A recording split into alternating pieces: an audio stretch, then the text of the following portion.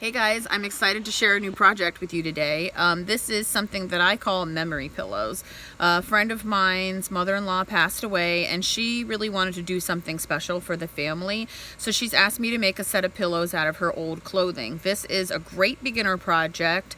All you need other than your sewing machine and the clothes is some pillow stuffing and some fusible interfacing, and I have links for both of those down in the description. This is a really fun way to take something old and make something new out of it, and it can be a very special gift. You can make it out of anything. Old t-shirts, you could make it out of baby items, all kinds of different things. I hope you enjoy this project, and if you have any questions at all, please leave them down in the comments and I'll do my best to help. Thanks. Okay guys, so first I want to show you with what the clothing that we're going to be working with is. She's brought me a whole pile of things. She wanted 6 pillows, so she brought me 6 shirts. But honestly, like, this one's just a plain t-shirt, so it's not very exciting. I'll probably use that just maybe as some backing fabric. There's one. This one's got some nice texture to it. So as you're taking out your clothes, you're going to want to look at them and think about what would be the nicest. Now, if you have like men's button-down shirts, they make great pillows. You can leave the collar on, you can leave the long arms on, and have all kinds of fun with them. This one, I think I'm going to cut across here and try to just keep this pleating and make this nice rectangular pillow that has a lot of texture. Here we've got a couple of these kind of long, I don't want to say a hippie dress, but I mean, I guess, you know, flowy little sundresses. She's got 2, and as you can see, this material is fairly gauzy and thin, so it's really important that you purchase like a medium weight iron-on stabilizer. That way, when we stuff this full of pillow fluff, it's going to have some strength to it.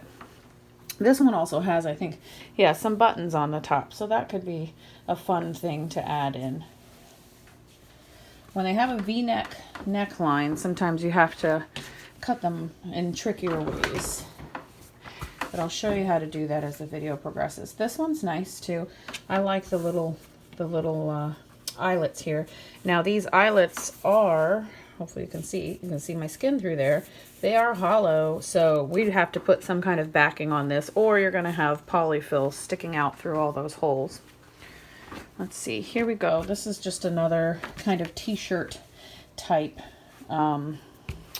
shirt. Now I'm considering cutting up some of these shirts, different pieces of them, into a patchwork and making patchwork pillows for some people, and then, you know, taking some of the more exciting elements like this pleated part and making a single pillow. And that way, because you don't, if I was going to make 6 pillows, the person who gets this pillow would definitely get something significantly nicer than the person who gets this pillow, which doesn't really have a lot going on. So you really want to think about different ways to cut it up and make it fun. A lot of these colors look really nice together, so I could take this and make this the front of one pillow and use this shirt as the backing, and that would be really pretty. So this shirt also has some interesting sleeves that has some nice lace. So just because a lot of the, you know, exciting part is up here doesn't mean you can't use other parts of the shirt. Like, it's got this, you know, detail running the whole length of it. So I will probably cut this out and use it also in another pillow. So your most exciting shirts, you know, see if you can't get 2 or maybe even 3 pillows out of them. All right, so here we have all our shirts. Since this teal one is the most exciting to me, I'm going to go ahead and cut this one up first. And I'm going to cut this one with my scissors,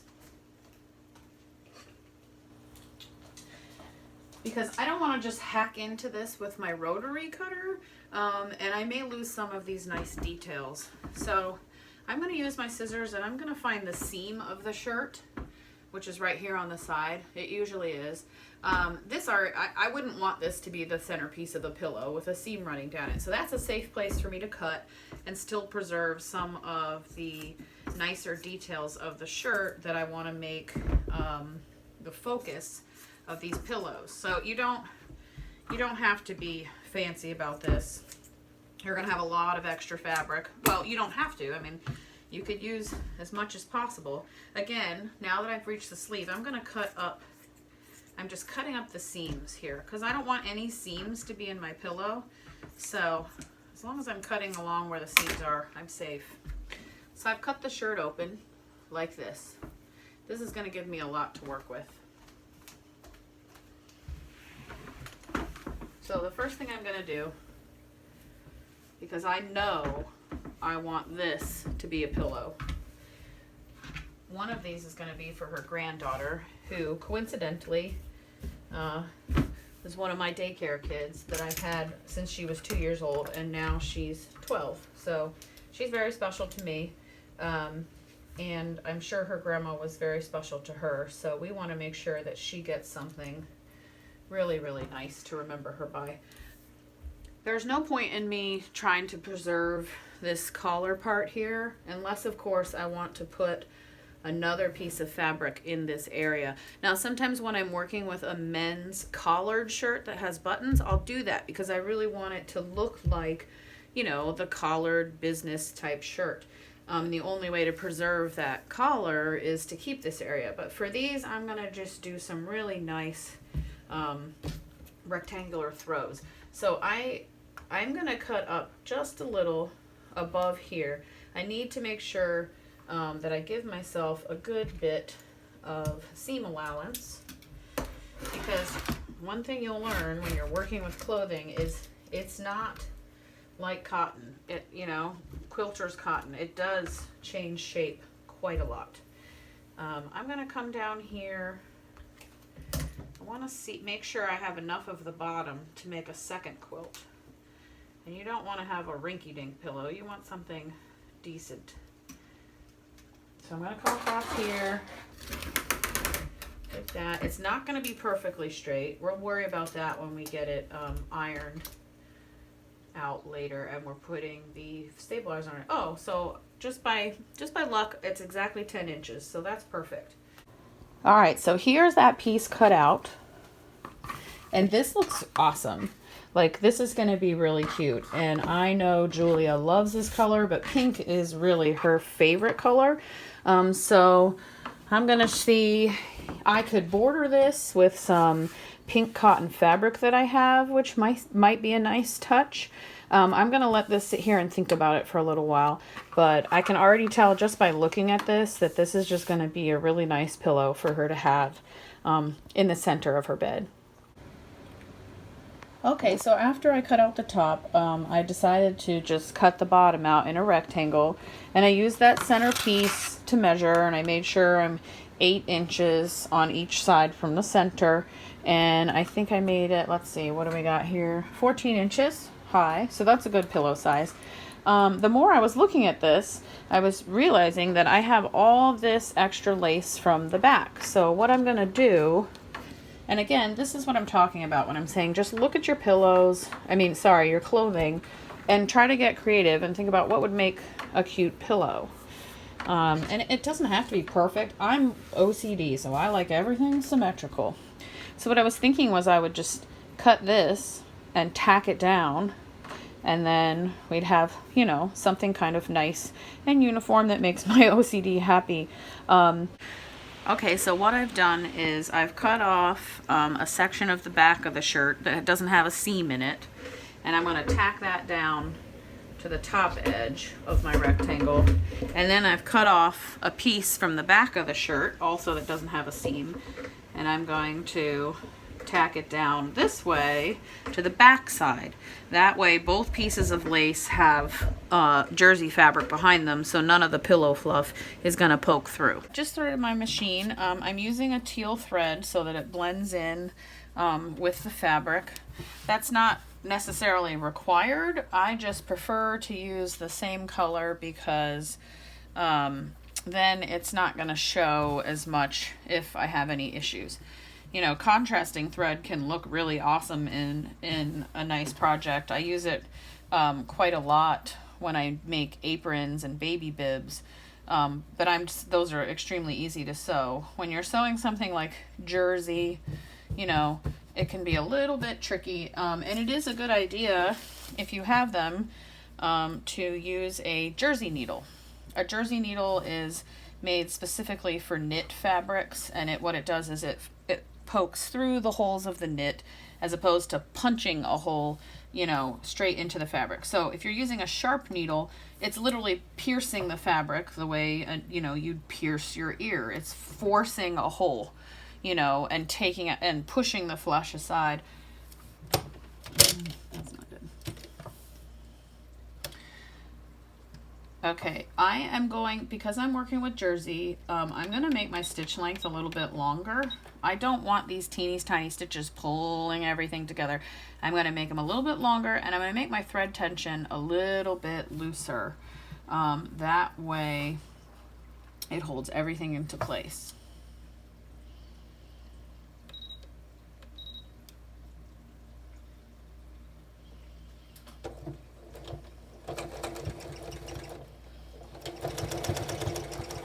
I'm just going slow and steady. I am just running the end of this lace off of this little groove in my presser foot. It's probably right about 1/4 of an inch. As usual, people ask me all the time, like, what seam allowance I use. I almost always just run off the edges of my foot, which comes out between 1/4 and 1/2 of an inch. Never more than 1/2 of an inch. And that's just an easier guideline for me. Most sewing machines have markings on them so that you can gauge the seam allowance, like here. And you have a 1/4 inch foot too that you can purchase that has an actual little metal bracket that you can run down the side of your fabric, so it helps you keep a 1/4 inch seam allowance. But for me, it's just easier to look at the lines on my foot and do it that way. So as you can see, we got that one stitched down, and I'm just going to come back down the other side. I'm not going to go too fast, as much as I love to go fast, because the lace is very delicate. If it gets hung up, I might snag it, and that's not going to look cute on this shirt. And again, this jersey is very stretchy, and it's extra stretchy because this jersey has been washed and worn and stretched out for, you know, a long period of time. So we're just going to take our time, get to the other end, and of course at the end of both stitches, the beginning and the end, I'm back stitching just to hold it in place. Okay, so here's the bottom. It looks good. It's good on the back, so that's perfect. Now this is going to be a little bit trickier just because we're working with this smaller piece, and it's very slinky and slidey, and it may try to get away from us. All right, you can absolutely pin this if you want to, but you definitely don't have to.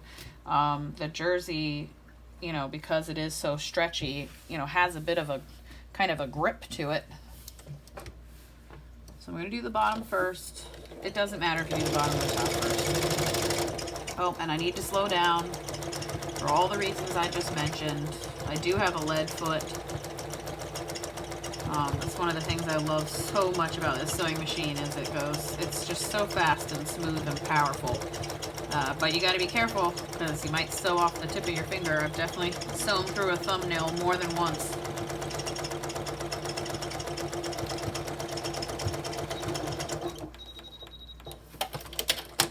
All right, so you can see we got it on there, but we got to do this other half of the flap. I'm gonna fold it back, making sure, one, it's nice and flat and smooth, and two, you know, we don't want to have any little gaps in the lace. So like I said, always cut more than you think you need when you're working with t-shirt type material or clothing material. I'm still going a little fast. I need to make myself slow down.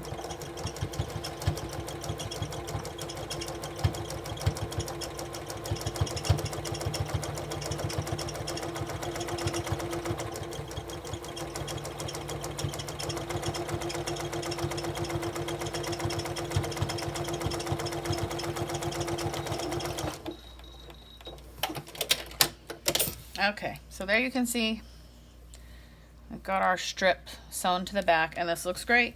So here's that makes 2 pillow fronts. All right, so I just laid this flat so you can take a look. You know, as you can see, it doesn't line up perfectly. And again, that's what I mean when you're working with jersey. You know, it always kind of shifts and moves around on you. So I just want to measure this from the center. And I had it right around 8 inches, right around 8. So I'm going to take it down to 7.5, just so I can make a nice clean edge with the pieces that I've sewn on. 6 would be easier because my ruler is 6, but I want to try to make these as big as possible. All right, so there we go. Doesn't that look nice?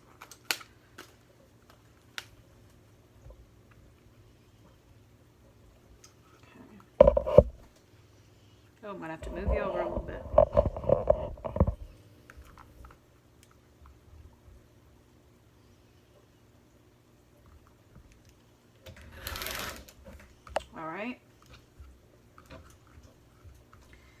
And then you can see I've got right around 1/4 inch on the bottom here, so I'm going to make the top just close to the same.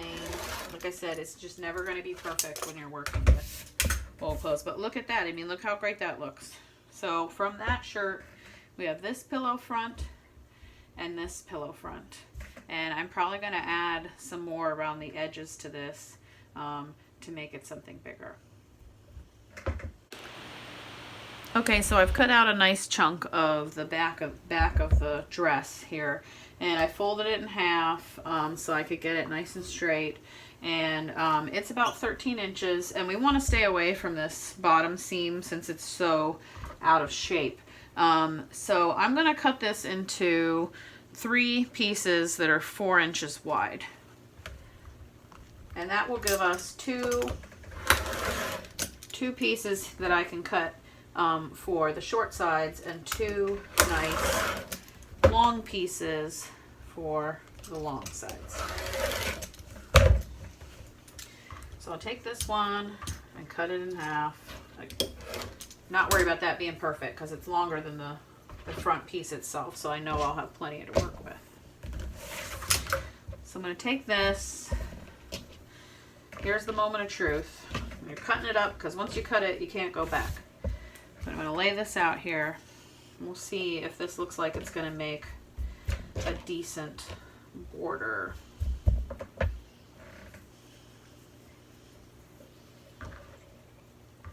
And you just got to play around with it. You know, if you're really like frustrated and you don't feel creative and you can't figure out how to make it look cool, you can always hack everything up into 6-inch squares and make a patchwork pillow, and just make a, you know, sew them all together into a little patchwork and slap a rectangle on the back and stuff it with fluff, and you've still got something cute made from all their clothes. Okay, do I like this or not? This is what I'm trying to figure out right now. I know that my friend will love this no matter what I make.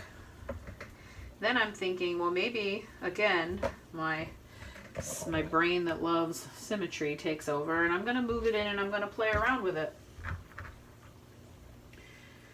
Do I like this more? That, to me, I know this is probably hard to see from the camera, but now that I have this like this, I think I like this better.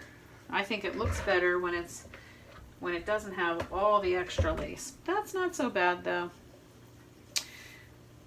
Actually, yes, I think I'm going to do it like that. So I'm going to cut off all this ruffle on the bottom, and I'm going to come in here and I'm going to include the top lace, and then I will probably end up trimming down the edges a little bit, but I think this is going to look good for our second pillow front.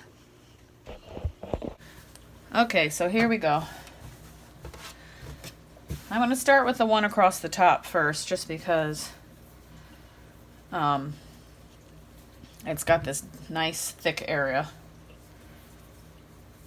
And I tend, when I'm boxing something in or framing it, I always like to do the long sides first and then the short sides.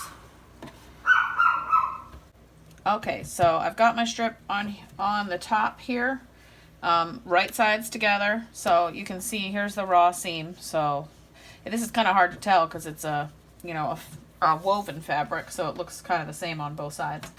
Again, I'm just running off the edge of my presser foot, and I still have that longer stitch length. And I still have to remind myself to go very slow. So I might be able to go a little bit faster. There we go. Oh, see, I started to hear my machine get hung up, so I'm going to slow back down.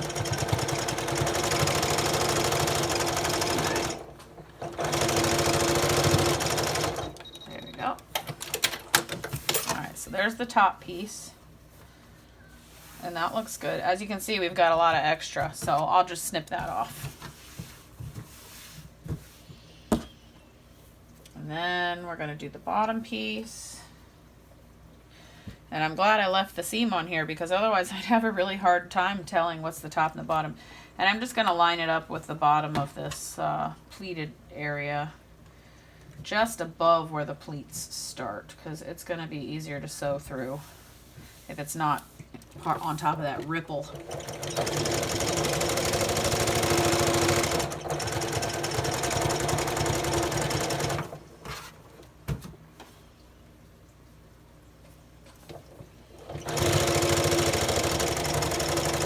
Part of what I'm doing too is I'm eyeballing that this space is staying fairly the same width. So if this was coming up like this or it was going like this, I know my seam's not going to be on point. You know, if you're a beginning sewer, by all means, pin it down, take a look at it, take the time. I am not.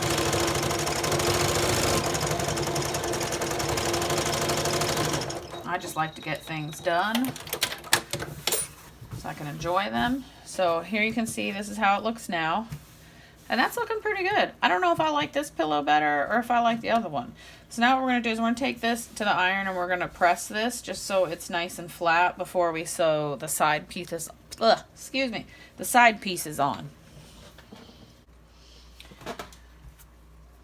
Alright, these pleats kind of come out like this, so I'm not going to stress out about it. No matter how hard I try to like line it up and make it straight and perfect, it's not going to be exactly perfect. So the easiest way for me is I'm going to come into this first pleat and just kind of use that as my marker to try and sew it straight. Again, you can lay this down on your cutting mat and like really try to get it perfect and pin it in place. What I'm doing is I know that I cut this perfectly straight, and I can see that this raw edge is lining up real nicely with those inner two pleats. So I'm going to trust that if that side's nice and straight and I just sew this straight down, even though this pleat's hanging out here, that it's still going to look nice and clean. And again, I can't reiterate this enough. When you're working with clothing, not sewing your own clothing, but when you're, repurposing clothing for something like a pillow, it's never going to line up perfectly straight. But that's part of the beauty of it too. Sometimes you'll just be blown away with how much cooler this old, ratty t-shirt or whatever you're using can look. It's like you give it a whole new life. Woo. Oh, see, there you go. I had to get it at the end, and now I've learned my lesson. My thread slipped, and I'm going to have to stop and rethread my bobbin because I went too fast. Thought I could get away with it for a minute, but I know better. Old habits die hard, right? All right, so that's looking good. I'm going to do the other side, and then we'll come back and trim this off. All right, I'm looking at this, and I'm thinking this purple is just a little bit wide, but not a lot. Like, I want to keep most of it, and I'm going to lose some of it when I have to sew it into a pillow, because pillows curve around to the top too, so you're not going to see all of this on the front side of the pillow. Some of it's going to be curving around that top edge towards the seam. So this is 3 3/4, and down here we're at 3 3/4. No, we're actually closer to 3 1/2. down here. So what I'm going to do is use my ruler, and I'm working off of the edge of the teal. Make sure you line it up right. That's why they always say measure twice, cut once. Always check your measurement, because once you cut it, you're done. And then I'm going to come up to the top and find 3.5. I'm going to trim that off. So now we know. Okay, for the pink shirt, I'm not going to show you every step because otherwise this video is going to be way too long. But what I did was I cut it in half. I took the bottom half and I tacked it to the back just so these little eyelets wouldn't have the pillow fluff popping through. And I stitched it along here and I stitched it down and around the outside edge of where the eyelets were. And then as I was coming to the top, I decided to go ahead and just keep it open. So when I top off the pillow, you know, the seam's going to be like this. Then there'll be this kind of cool little pocket that really makes it feel like clothing. And, you know, you can stick things in here. You know, I've done quilts before and people have used these as like pockets for their remote control and their throw quilt. But either way, it just gives it a nice little fun flair to the pillow. That makes it, you know, unique and still resembles the clothing. For this one, I've done the exact same thing as the pink shirt. You can see I just cut out a scrap and I stuck it on there, and now I'm just going to trim off this little extra bit so it's not bulky on the back side of the pillow.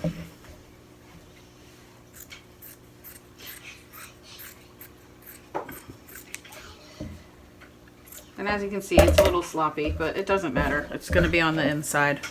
I'm just making sure to leave a good chunk of fabric, so if it ever starts to unravel, it's got a ways to go before we have any problems with the seam.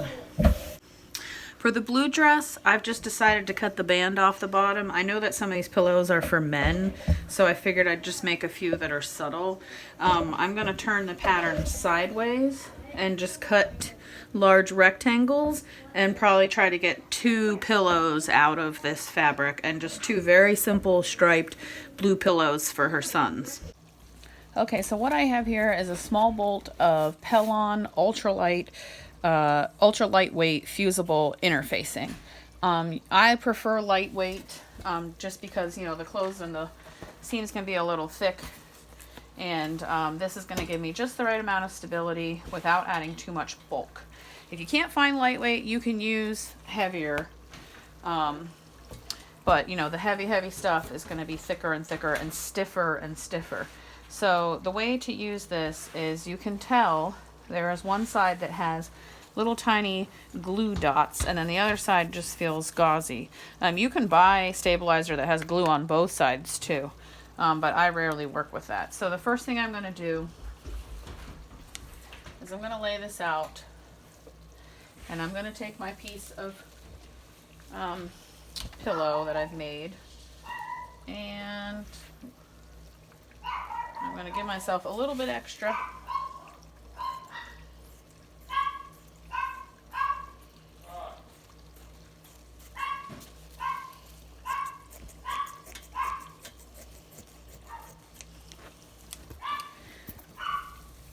And I'm going to flip it over.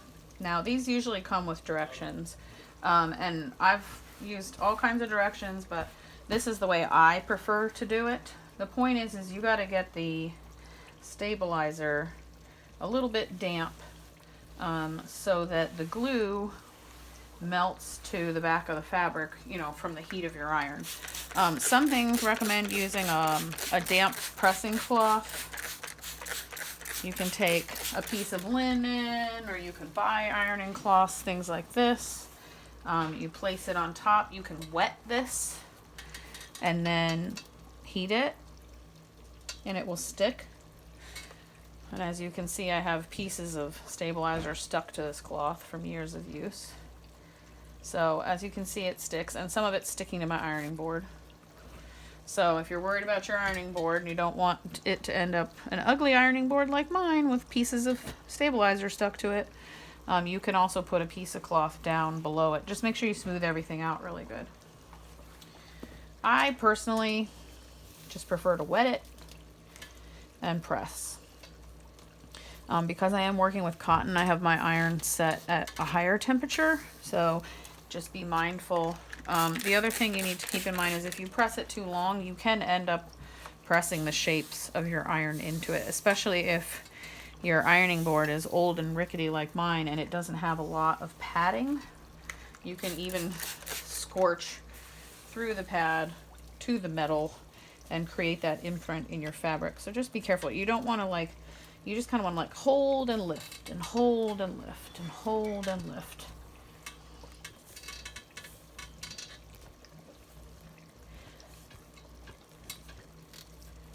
And it's easy to tell if you really look at it where it is sticking and where it's not, because like right here I can see that there's still a lot of little tiny perfect circles where the glue has not melted in a little. They still look very white. And when I'm doing this, even though my iron is still hitting these edges, I'm trying to avoid gluing as much as possible to my ironing board, but you know.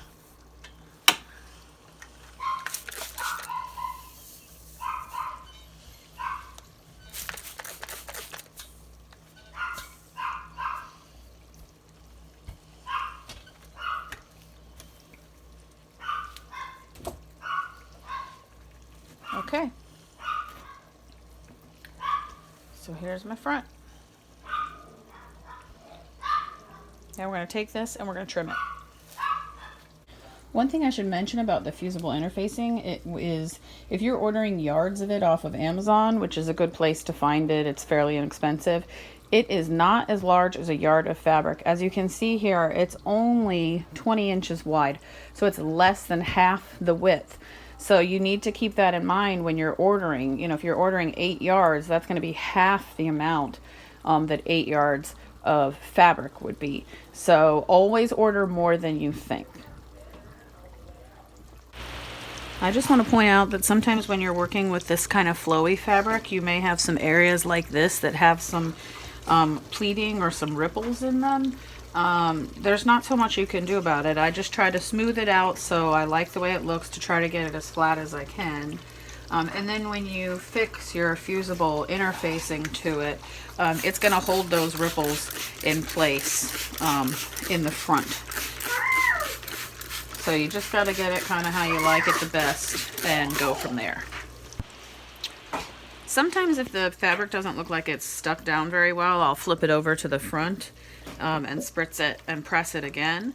Just be very careful that you don't touch your iron to this side of the fusible, because this is glue, and if you touch it with your iron, it is going to glue onto your iron, and then you're going to have to stop and clean off the residue with a hot wet rag. Otherwise, if you start ironing, you're going to smear that glue across your fabric, and that's not fun.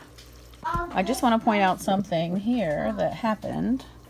My ugly ironing board just got a little bit uglier. As you can see, this blue, when I wetted it and pressed it, actually dyed the top of my ironing board. So just be careful when you're working with you know, some of these kind of types of fabrics, because some of the inks may still run and you don't want to go iron something white on top of that afterwards and have it pick up that dye.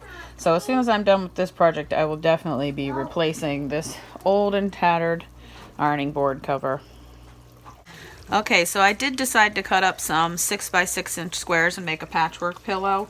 I'm going to put fusible interfacing on these as well, but I don't have to do them individually. I can just cut out a long strip and do it all at once. And one of the great things about the fusible interfacing is you can just cut it and use scrap pieces to fit if you run out. So don't throw away your little bits, because you can always use them on another project later. Just make sure you store it somewhere dry, because, you know, if they get damp, that glue will change.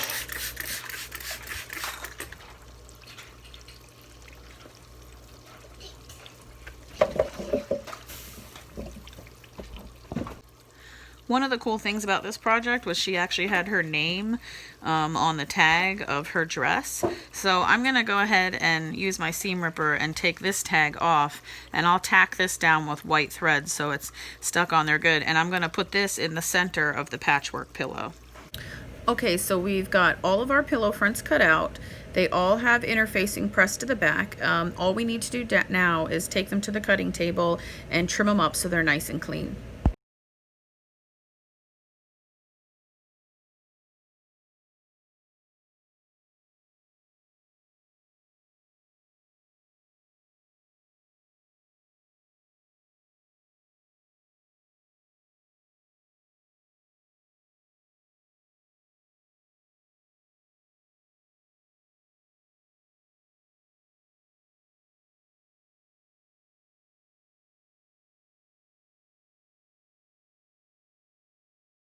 Okay, so here is all the different pieces that I managed to get out of her clothing. There's still a good bit of scraps left, but what I want to use this for is the backings.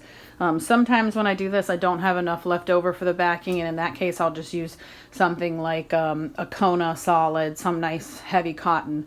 I'm really happy with the way this patchwork one came out, and as you can see, we've got her little name detail in the middle. And I really like putting just little tiny surprises like that into these quilts. I've put in Girl Scout patches, I've put in mittens, I mean all kinds of things you can work into a memory quilt or a memory pillow. And like I said, this one has the little pocket going on too, so that'll be even better once we put the backing on top. So I'm going to mix up the colors a little bit, and then I'll go back to the sewing machine and sew the fronts to the backs. And then all we have to do is fill them full of fluff. Okay, for the backing, I'm just going to use these larger pieces of the back side of the shirt. Sometimes when I'm doing this, I don't have pieces big enough to use for the back sides of the pillow. I try to keep that in mind when I decide the size of the pillow in the beginning.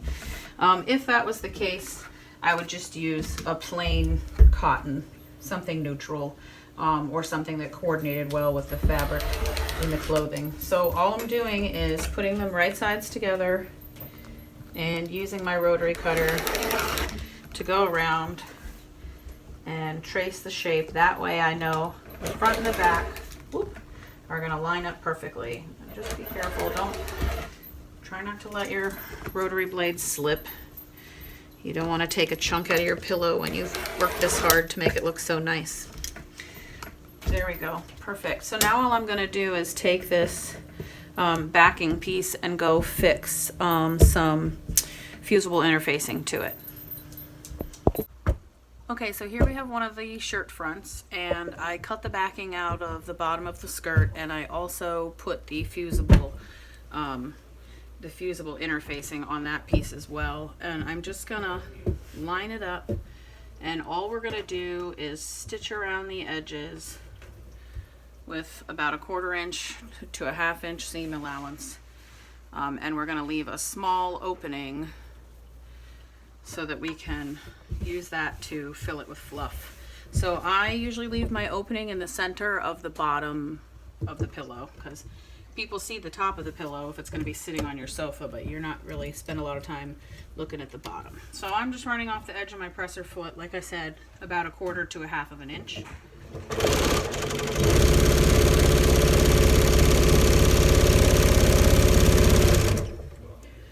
When I come to the corner, I'm going to keep my needle down so it doesn't move, and just turn, and that'll give us a nice crisp corner.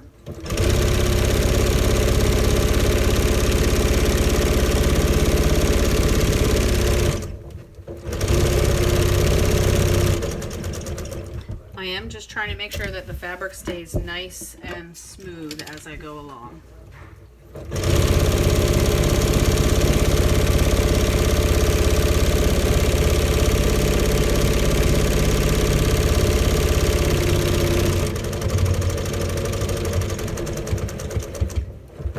I just wanted to slow down there a little bit where I'm catching the collar because it's thicker and chunkier.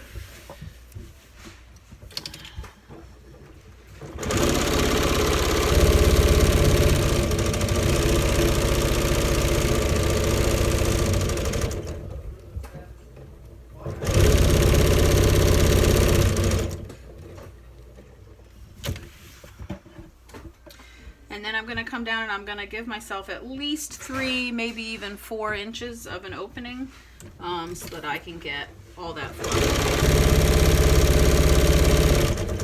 And then I will back stitch because you're going to put some stress on this seam when you're trying to put the fluff in. So you don't want it to pop out. Now, this part's really important. You need to flip over to the other side and make sure you cut both layers of fabric and that you have a decent seam allowance. So when you start putting pressure on that seam when you're filling it with fluff, it doesn't pop and it looks perfect. So the next thing we're going to do is we're going to clip off the corners here to get rid of the bulk so that when we turn it inside out, we don't have all this chunky stuff in the corners getting in our way.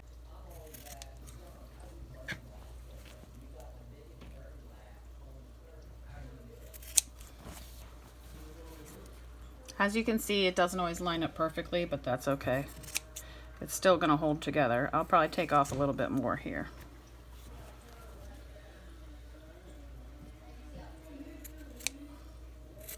And hopefully you can see this. Just don't snip off the tip of your corner there. Now we're going to find the opening, and we're going to put our hand in there. And I'm going to use my finger to poke those corners. I'll just make it a little bit easier to make them look nice. And I'm grabbing them with my hand and pulling them out the other side. So I'm just using my finger to get up in there. This is another good time to use a tool like a knitting needle, so that you can poke those corners out, make your pillow look nice and clean and crisp. You can use a chopstick, you could use even a pencil, just make sure the pencil's not too sharp because you don't want to puncture a hole in your fabric. So here we go. Here's this one on the back. Or the front, and this is the back. To be honest, I think I like the back better of this one, but this gives them a choice, right? So now we got to do the other ones, and then we'll come back and fill them with fluff. Here's all the pillows stitched and backed and turned inside out. I'm tired today, so I'm gonna wait until tomorrow morning to put the fluff in them. But all in all, I ended up getting 10 pillows, so I'm really happy with the amount of pillows that I got out of those clothing. She only asked for 6, so she'll have a nice surprise tomorrow. I'm sitting on the back porch trying to get these pillows finished while the kids are playing. And I've purchased for these a 5-pound box of polyfill. It looks like this. There's a lot in there. It should be enough for all these. The trick with stuffing pillows is you always want to put in more than you think you need. So what I did was I'm just stuffing pretty much all of these like 75% of the way full to see how much fluff I have left over in my box. And if you don't know what polyfill is, it's just polyester. It's like polyester floss, you know. It's synthetic. It does get, you know, little strands of white stuff everywhere. So you might want to sticky roll your pillows when you're done. But the trick is to just gently tuck it into the pillow and try not to split your stitch or your seam while you're doing it. And work it all the way out into the corners. You want to get a big lump out there in the corners so you don't get these limp pillows over time. And like I said, it may look nice and fluffy like this, but to be honest, I could put a lot more in here because they will flatten once people use them. And since these are keepsakes, we want them to last for a really long time. When I'm done stuffing all of these, then I'm gonna have to stitch this bottom opening shut. Commercial pillows, a lot of times you'll see they do that on a sewing machine. You can do it on your sewing machine. It's a little tricky to get it flat and get it right up against your presser foot and still have it move through your machine. I prefer to just hand stitch it. It looks nice and clean, you know, and it's always nice to see a little handiwork in something you've made. Okay, so when you're finished stuffing everything and you're ready to sew them shut, make sure that you've got you know, your fabric folded under. You got a little tuck there. Should be about the same width as your seam allowance, so 1/2 to 1/4 inch. And then you're just going to want to pinch it. Pinch it and crease it a little bit. It'll make it easier when you pin. When you put your pins in, always pin from the same direction. So if I start on the white, then I'm going to come back out the white, and all of my other pins will be the same. I'm going to start on the white side and come back through. And you don't need a ton of pins. Just enough to keep it nice and tight and shut all the way. So there's several different types of needles you can use. It doesn't really matter, just whatever you're comfortable with. There's curved needles like this, which some people prefer for things like this, but to be honest, this really makes my fingers cramp when I try to hold it. So I just use a regular old straight needle. I prefer something that has a little bit of a bigger of an eye, meaning the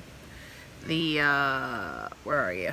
The part that the thread goes through, just because it makes it easier for me to thread the needle. Hopefully that's not too blurry. And all you got to do is start at one end and work your way down. I do try to use thread that blends in with my fabric. Obviously this is going to show a little on the white side, but it should blend in nice and easily on the front side. Okay, I wanted to bring you in closer so you can see what I'm doing. I'm trying to keep my stitches fairly small, because if you grab too much of that fabric, it's going to pucker. You just want to make sure you get a little bite of both sides and try to keep them evenly spaced.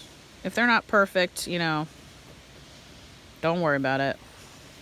Amish quilters, you know, are known for these perfect, even quilting stitches, but it takes years and years and years of practice to get that way. I've been doing this for a long time. Mine are all right, but they're certainly not perfect. The other trick is not to yank your thread too tight. If I go and I pull it real tight like this, then I'm going to get that little crimp and a ripple, and I don't want that. I just want it to stay nice and flat and clean.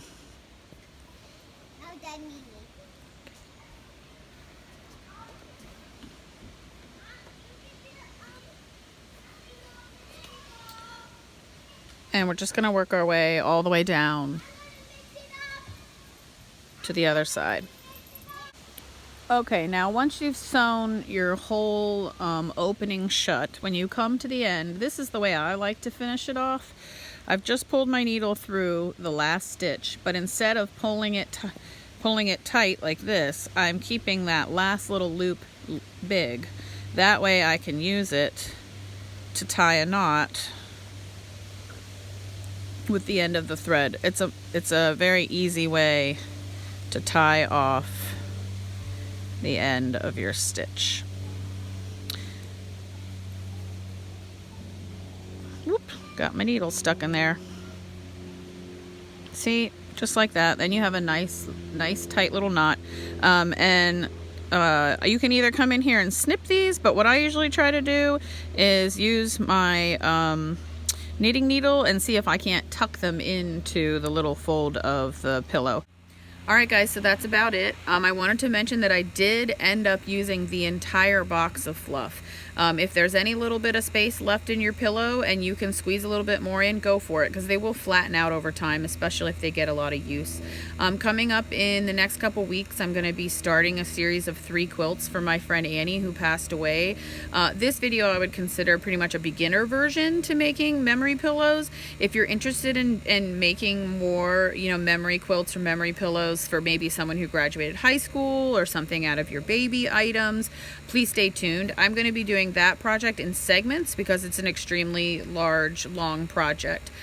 So keep an eye out for it. I'm trying to get it done by Christmas time, so hopefully these videos will be coming, starting to trickle in before too much longer. And I'll have a lot more items being worked into those quilts that may give you some creative ideas for your own projects. So as always, thanks for tuning in, and stay tuned for the little clip where you can see what the pillows came out like. I actually think the patchwork ones are probably my favorite.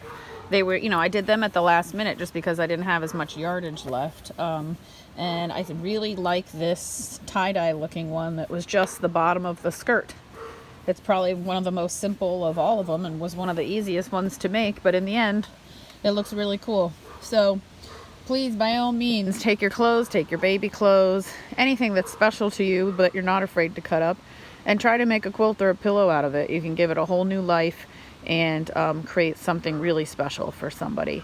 If you have any questions or comments, as always, please leave them below. You can follow me on Instagram at myquiltskickass or on Facebook at Mary Kenyon's Coffin Quilts. See you next time.